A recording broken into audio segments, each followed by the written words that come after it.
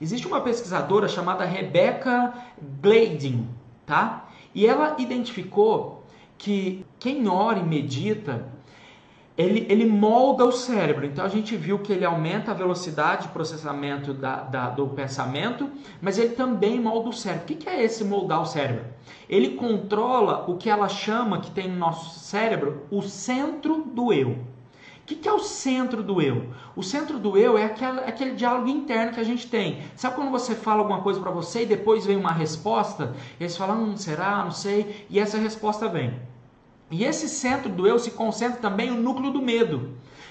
E quanto mais você ora e medita, mais você vai diminuindo o processo de medo, essa comunicação interna do medo. Porque o medo, como a gente já falou em outros vídeos também, o medo é um sentimento que, um equilíbrio, nos protege, né, da morte. Só que o excesso desse medo é o que nos impede de prosseguir, que nos traz infelicidade nos relacionamentos, aquela sensação de passar a vida e falar, puxa, me arrependo do que eu deixei para trás, se eu pudesse voltar no tempo faria diferente, e é tudo isso. E aí quando você medita e ora, você diminui essas conexões e consequentemente quando você diminui essas conexões, você também reduz o nível de ansiedade.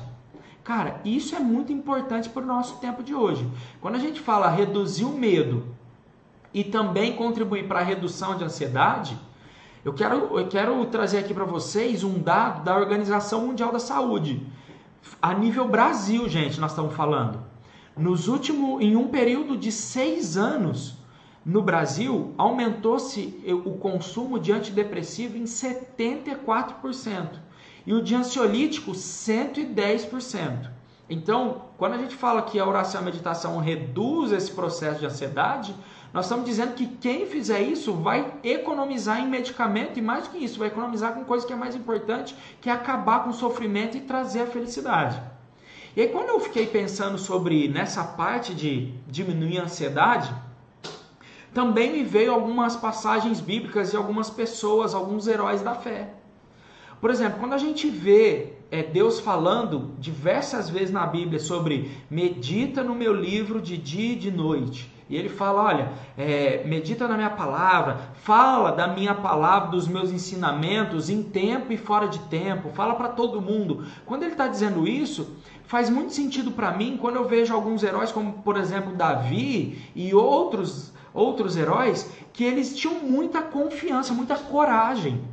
Por quê? Porque eles meditavam, eles falavam com Deus o tempo todo, eles separavam um tempo para meditar e orar, e isso consequentemente ia diminuindo a conexão com o medo e aumentando a coragem, e consequentemente aumentando a fé e a esperança, e fez com que justamente um versículo que é muito conhecido, um salmo que é muito conhecido, que fala, ainda que eu ande no vale da sombra da morte, não temerei mal algum.